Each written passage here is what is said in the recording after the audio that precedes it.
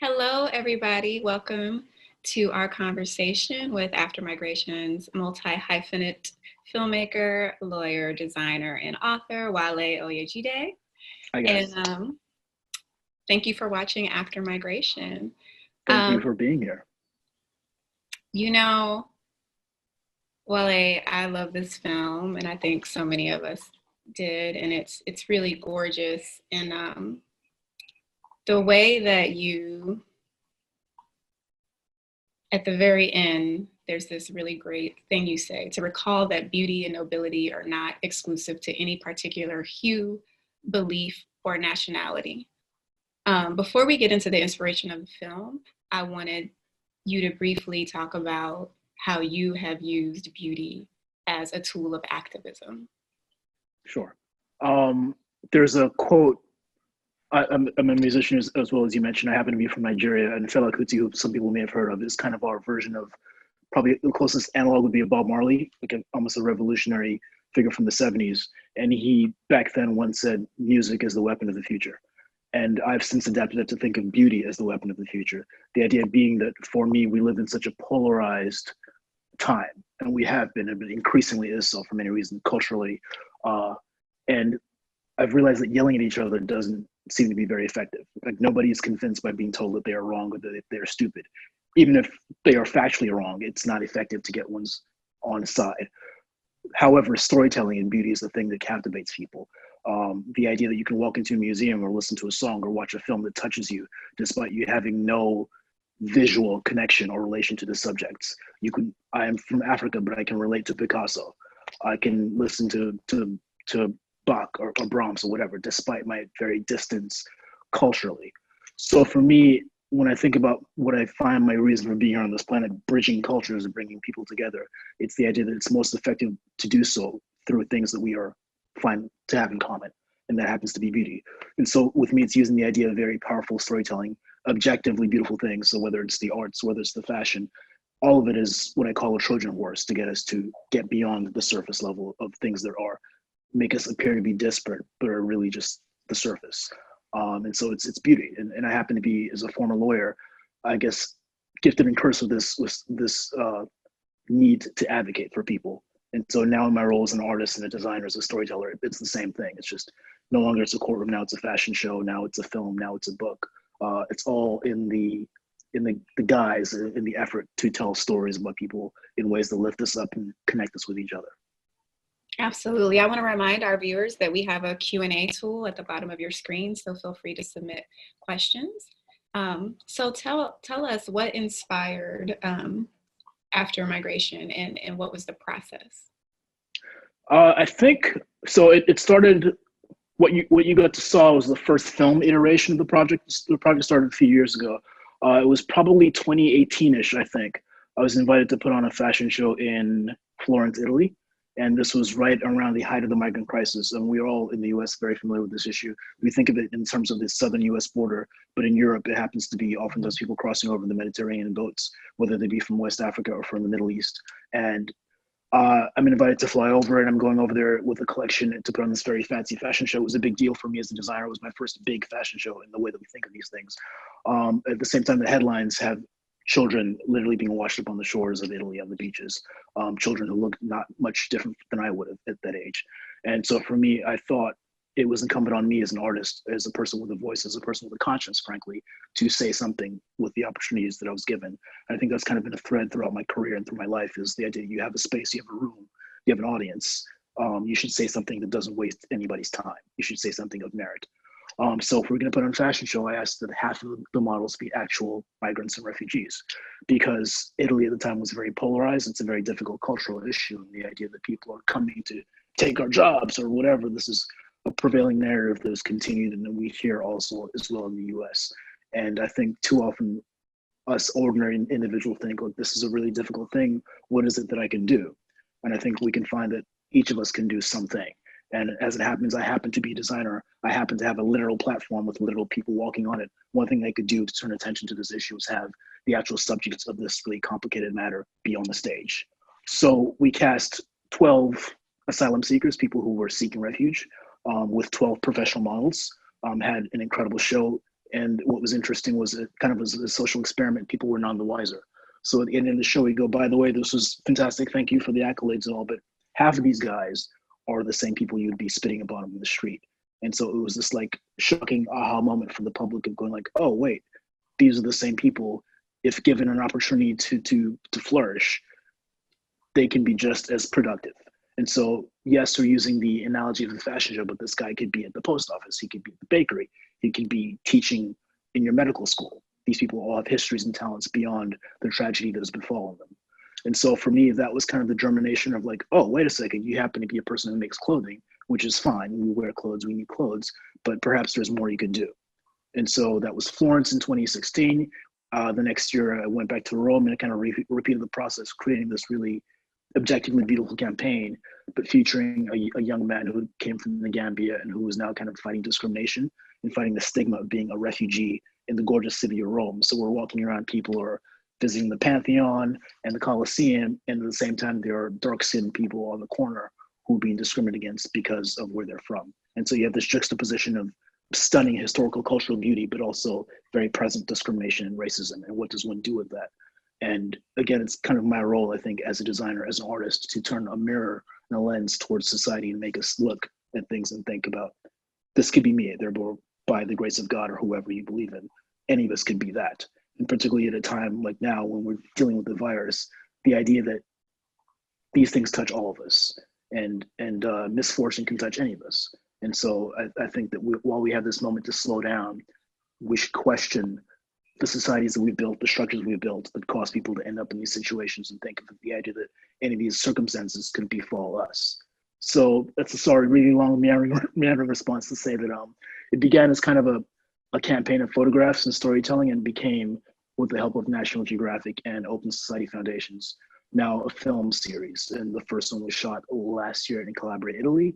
And we really kind of hope to use very beautiful tools. So it's fashion, it's photography, it's film, it's scoring gorgeous music to tell gorgeous stories about very ordinary people, ensuring that any of us can be seen as grandiose and regal if just given a chance, and that any of us can contribute to society if given a chance. Did you ever think that your closing quote, one of the viewers wants to know, did you like putting the closing quote in the beginning? Yes, in the first draft of the film, it actually was in the beginning, and I recognize as so to kind of pull the curtain back a little. It's a really complicated dance that you're doing with this project, because you have fashion designer. Let's assume nobody knows me and you haven't heard of me. You don't know what my motivations are. So you have fashion, which is a historically very, very difficult and complicated and frankly exploitative industry. You have refugees, who are vulnerable people who have been oftentimes exploited. And immediately any of us should ask, like, whoa, what are you doing and what is this about? And so when I first shot this with the help of my team, we were very cognizant of like, we got to front load this with as much disclaimer of like, this is okay, guys. These people are compensated. They're into this. They are very eager to tell stories about them. And the kind of the mission statement, which is now at the end of the film, was the beginning to really kind of front load and kind of buttress a lot of criticism. But we found that it was just too much. And there was a voiceover from me, like my fake Morgan Freeman, being like, here's where we are, and then here's why the story is beautiful, all because it was really just me being afraid about how the work would be received and wanting to protect the people and myself and the work. Because it's like, if we give you this whole preamble, then you get what we're doing. But from the perspective of watching a film, it just kind of robs you of the magic. If the magician says, here's the trick, right? Mm-hmm. As opposed to being like, here's a thing, and like, what do you think about that? Let's talk about it. So yes, at first it was in the beginning, but we found that it was just too front loaded and too kind of preachy to be like, here's the noble mission. Because at that point, of course, I get what you're doing. And so we put it at the end and recognize that is a bit confusing on a first watch, but I think it kind of serves you more of a pure meal for you to dissect and for you to question and think about, well, why is this difficult for me to process? Why am I uncomfortable with seeing these gorgeous people who also happen to be refugees, and just making you self-dissect these questions you have yourself. What was the casting process like? How did you come about Aliyu and Favor and Will? The casting process has been really interesting because, so if you think of me as a designer or as a filmmaker, actors and models, their job is to hear no 99% of the time. It's the way it works. And so it's complicated when you're dealing with people who are vulnerable and who had so much actual rejection that you don't want to add one more layer of like, you're not good enough to their lives. And so when we come in, we go to a community with the help of usually an NGO or a church or whoever, and we have our producers and fixers on the ground, and we kind of explain what the process is. And we're thankful we've done this enough times to where there's at least a track record. For example, now there's a film you can watch and be like, here's what we're going for. And it's not that you're not good enough. It's that we're looking for, first of all, somebody who physically fits the clothes, to be frank. And then it's also the idea of people being comfortable in front of the camera and people who are okay with their stories being told. So there are a lot of boxes to check. It's not just like, oh, you've had a traumatic event, let's put a camera in front of you. It's like, do you want your story to be told? And can you convey that as much as an actor would? And what's interesting about this is you have people who've never modeled before, who've never acted before, and yet Aliou, the young man, is probably the best person I've ever worked with on camera, which is just like, you discover this incredible talent in this young person who's has an incredible story. It's almost like a superhero thing. And this is just an 18-year-old kid in Italy who fled from West Africa. And so the process is really, we announce what we're doing, we come to community. People are generally really eager to be involved because, first of all, we're all vain as human beings. We all like selfies being taken. So everybody wants to be in a movie. So it's not like a thing where people are forced to do it. They're also paid to do it. They're paid a fairly high daily wage relative to what they would be making as workers or laborers in the field somewhere. And so people are generally really eager. And so it's actually more about us being very careful and delicate in the selection process, so that when we tell somebody no, it's not they're like, oh, you're horrible, you're ugly, you're boring. It's not that. It's more like we're looking for a very delicate, specific thing, and we kind of know it when we see it.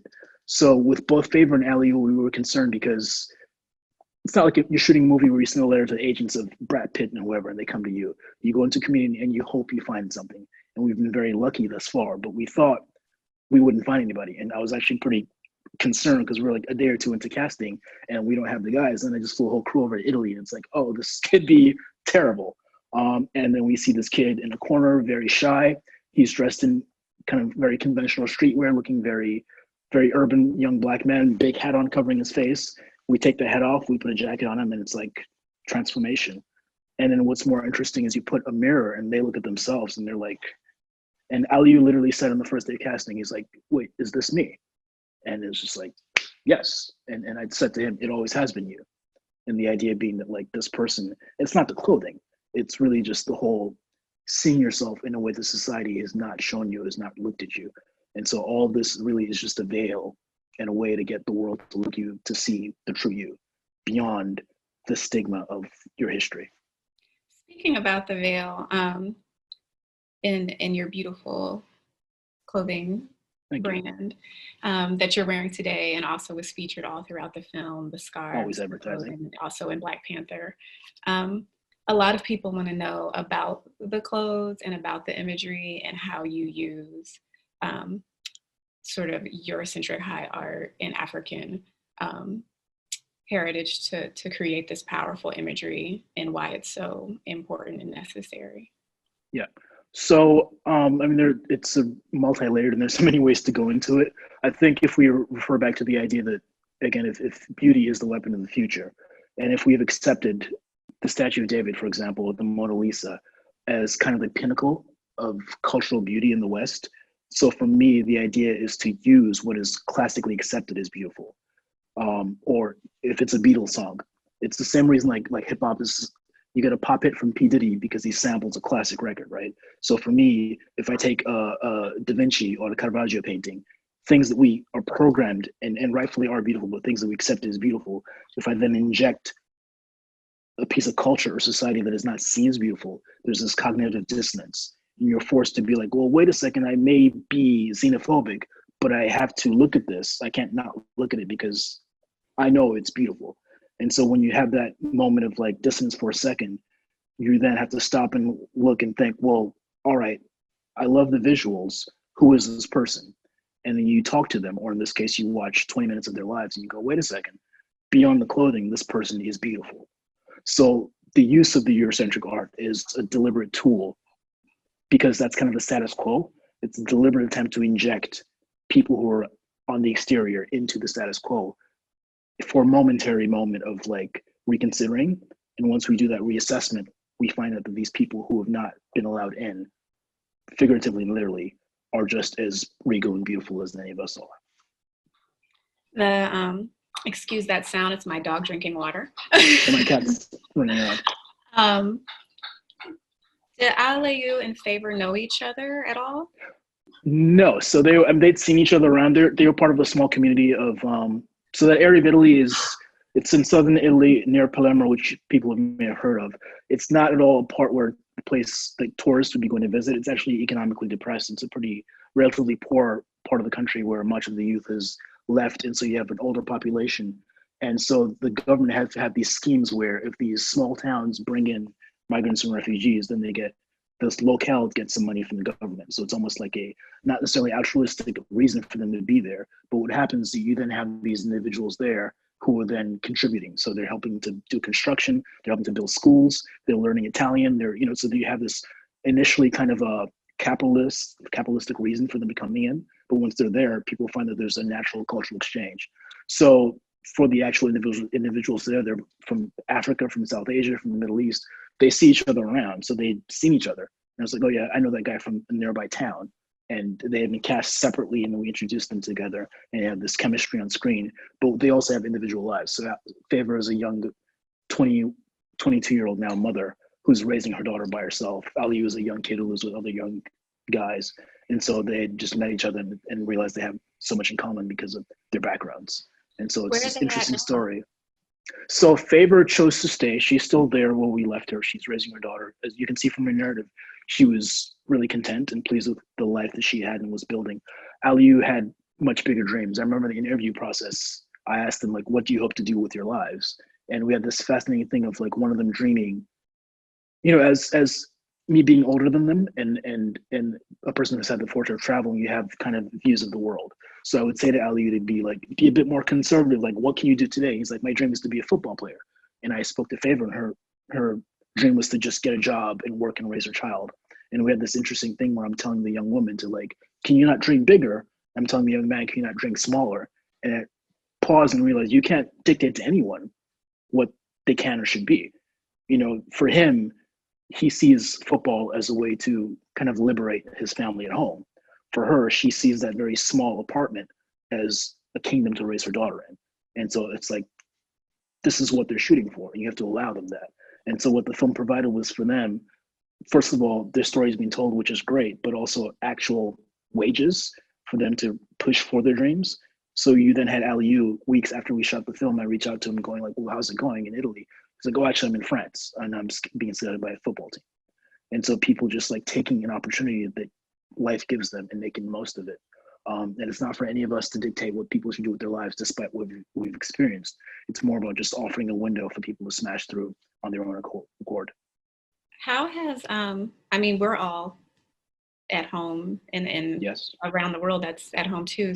Do you know how a lot of people have questions about how that's affecting them now, how COVID-19 is affecting them now? It's interesting. I think as we spoke earlier, I think if things are weird for you and I in our homes, I get to sit with my lovely art in my lovely home. It is equally weird and more so for people who don't have homes. So I think both of them were fortunate insofar as they actually had a community that was taking care of them, so to speak. So Favor still has her apartment. She's still not much different from a year ago when we shot the piece, except she's confined at home. Aliu is now in France, but he's in similar circumstances as you would have seen him in the film, except he's locked in at home. And so he had just been taking classes to learn to be an electrician in France. Well, so again, trying to better himself and contribute to society, but he is much like all of us in his apartment. And so he's like, can you send me some pictures from the film, something that I can put on Facebook and show my friends? And so we're all in this new virtual world of like just trying to find a way to get to tomorrow. But there are circumstances fundamentally that haven't changed. But I think what's really interesting about them is seeing people who are young and who have faced kind of these insurmountable, incredible odds and yet persevered despite that, which to me means that there's so much more that they will both accomplish. I mean, if this kid crossed the world at 15 by himself, what was I doing at 15? And what will he be doing at 39? It's the sky is the limit. And so how dare I or anyone say what he can or cannot be? It's the world.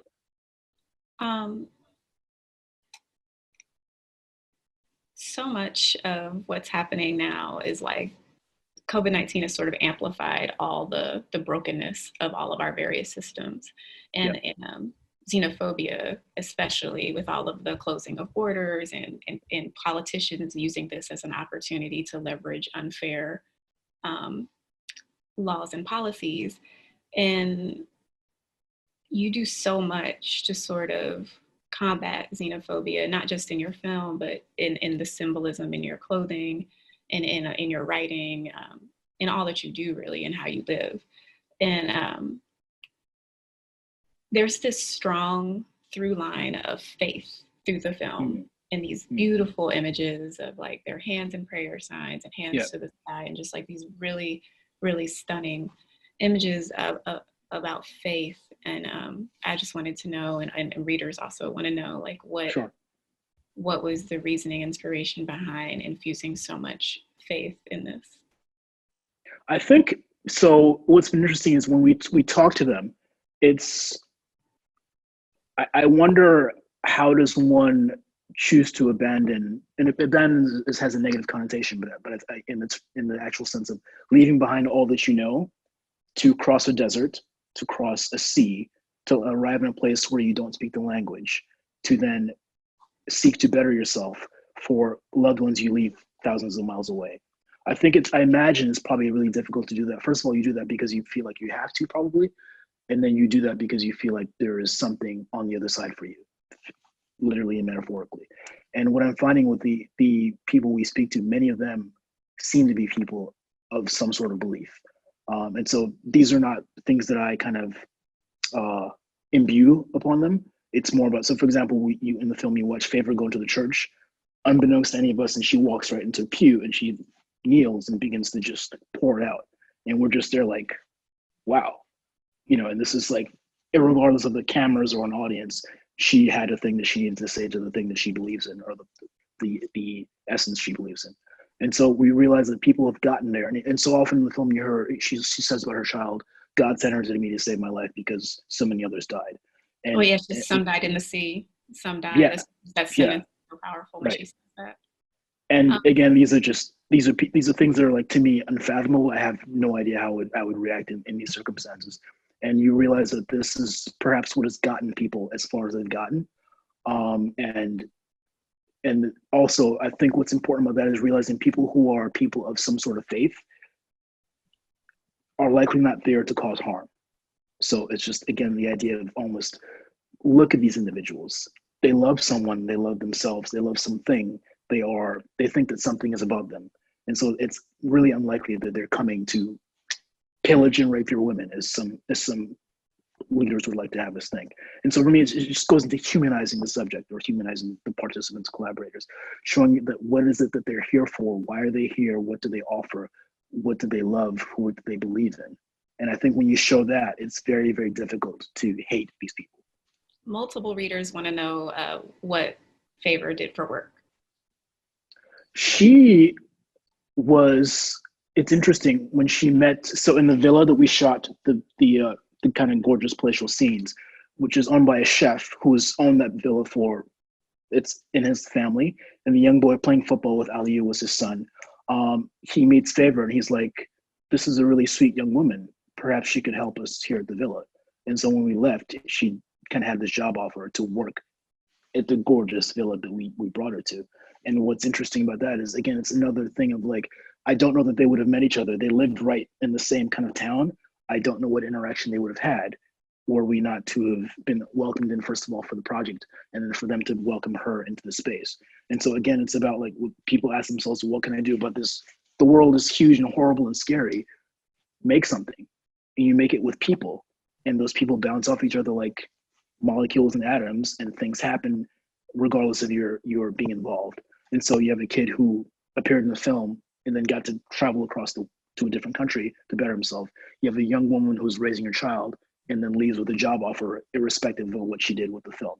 And so again, it's, for me, you change the world by changing one person's world at a time. Sometimes that one person is you, but you do it really incrementally, one at a time. And in the aggregate, if we all do that, we step back and like, oh, it's a much different place. Reader Aisha Francis wants to know how you got connected with Open Society Foundations. Somebody who was aware of my work with the earlier iterations of this project saw a grant being put up by the OSF, asking about, it was kind of a request for refugee work. And every step that I've gotten forward has been a leap of faith on somebody else's part. So both for National Geographic and for Open Society, the idea of like inviting a fashion designer to do this thing with refugees sounds crazy on paper if you kind of don't know my history and don't know me personally. And so I've been so grateful because somebody in those rooms was like, this person is worth investing in some way. And this project is worth investing in. And so that for me, that's the leap of faith that somebody else put forward. Even me, us having this conversation, it's like, this sounds like it could be sketchy in the wrong hands, but let's trust these hands. Yeah. And we have what we have. And the hope is that trust continues to be offered towards me and people like me. And, this was a special screening that was password protected. So only the people who registered could see it. When will people be able to see this widely? Shrug. We are looking for distribution, trying to figure out how that will work. I mean, if somebody in this room knows Netflix, tell them to give us a call. But it's interesting. I think what's been fascinating about this is figuring out how to put it, not craftily, how to sell this thing, right? So it's a documentary. It's like an art film. It's about very vulnerable populations. It's also, I think, objectively beautiful. And so, to me, I think because I'm so close to it, it's like, it's a no-brainer. I think it's a thing that people really could benefit from seeing. I think that probably people just need to be shown and given the appropriate context for this to find a stage. And if it's not this one, it'll be the next one. I think we keep pushing forward, and the world opens up to us when it's ready to. But yeah, I don't know. It's the honest answer, and I'm looking for any and all help that we can to get this out there in the appropriate forum. I think YouTube perhaps is not the best place. I'm being a bit guarded about how we get it out and just being very careful. But I think it should be seen. I hope it is. Absolutely. We're getting down to our last couple of minutes. And, I'm lucky enough that I've had conversations with you before. And there's this really great perspective you have about representation. And it often makes me think of Zora Neale Hurston's quote about, sometimes I feel discriminated against, but it does not make me angry. It merely astonishes me. How can any deny themselves the pleasure of my company? It's beyond me. And I think about that. I revisit that quote a lot because of a conversation we had once where you were like, how come when we talk about representation, we always talk about how it services those who are not represented? This is also a gift to everyone else. Yes. So can you talk about what a film like this and what imagery that you use in your work, the same type of stuff that like a Kehinde Wiley does, or even a film like Black Panther or Kendrick Lamar, like the way these images do not just serve marginalized people and Black people to provide nuance, but it's also a gift to everybody. Yeah, I think my work is a very deliberate attempt to not be FUBU, and that's not to be. It's not a pejorative. So FUBU, for those who don't know, was a hugely successful urban fashion line in, I guess, the 90s, for us, by us, meaning it was kind of speaking to a community that had been not represented. And so we had to make something for ourselves. And so this is our thing. It's for us. It was very necessary. I think of my work as certainly coming from a very specific perspective of somebody who's brown in the world and who's had that kind of history behind them. I think of us being in a place where I want to speak to the world. Like my work is so very, very, very obviously influenced by having clearly a love of the Western world, but also having great devotion to my history as somebody from West Africa as well. And I think that coexists. And I think we all are in a place where it's almost like a what's next. We've fought the battles, and the battles are still need to be fought. But at a certain point, we kind of need to step to the next place. And for me, that is a place of acceptance and welcoming and saying, I will also eat at your sushi restaurant, even though I am from Africa, and I think it's fantastic, with me respecting the fact that it's made by the Japanese, or your tacos from Mexico, or wherever. I think we need to get to the next place. And for me, that place is a place of openness and saying, like, you can make the gumbo, you can make the cauldron of all the things that America professes and pretends to be, and the world professes to be, actually can be true.